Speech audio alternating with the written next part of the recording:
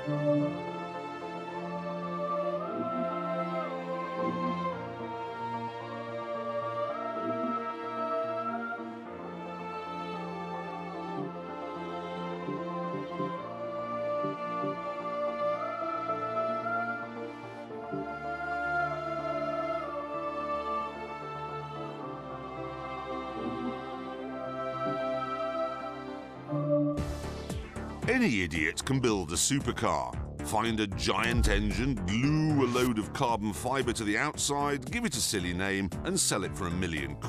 No need to worry about boot space or comfort or whether the aircon works. But a car that's good to drive and that you can use every day, that's as challenging as building a fighter jet that's also easy to park in a multi-story.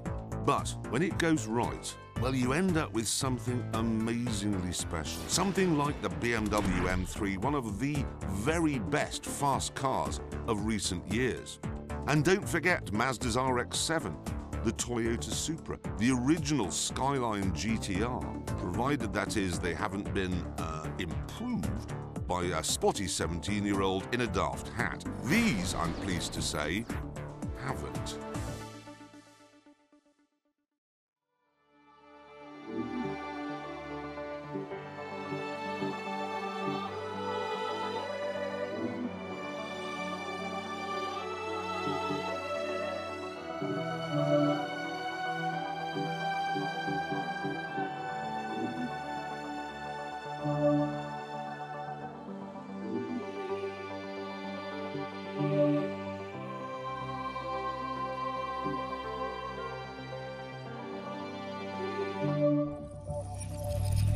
This group demonstrates what engineers can do when they're allowed to go completely mad.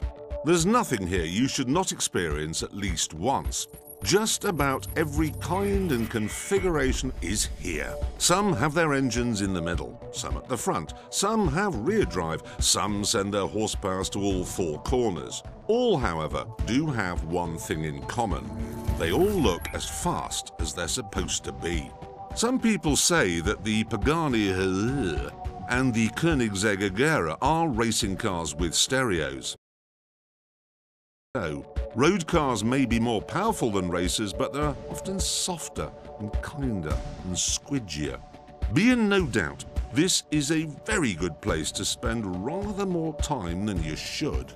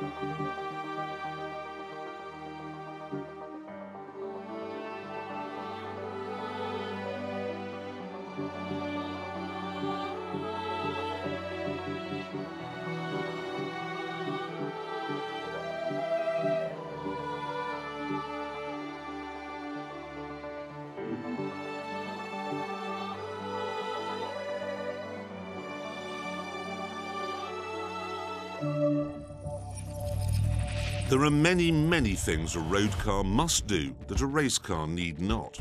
It needs to keep its driver comfortable and cool, and ideally in an environment in which it's not only possible to listen to the radio, but to hold a conversation as well.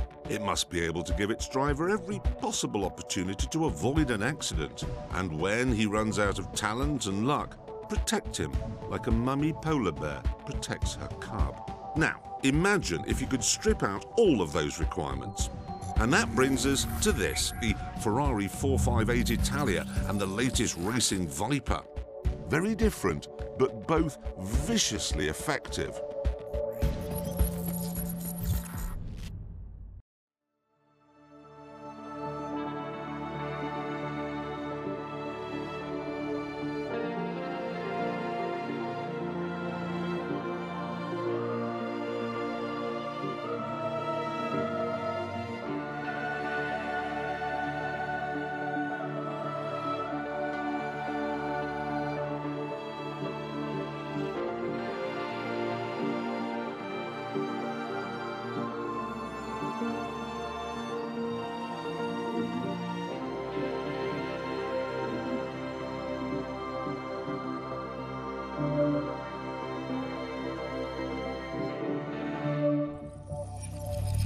"200 miles an hour.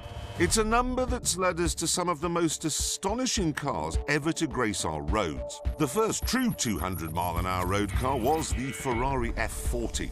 It arrived back in 1987, yet more than a quarter of a century later, it remains the most exhilarating car you'll ever drive. Over the following years, other road Ferrari's 200-mile-an-hour territory, until another F1 team arrived to really raise the bar. The McLaren F1 of 1993 melded a BMW V12 and space-grade materials to achieve a staggering 240 miles an hour. Even 20 years on, only a couple of cars have ever gone faster. All the cars you see here are fully paid-up members of the 200-mile-an-hour club. Just remember to give them the respect that they deserve.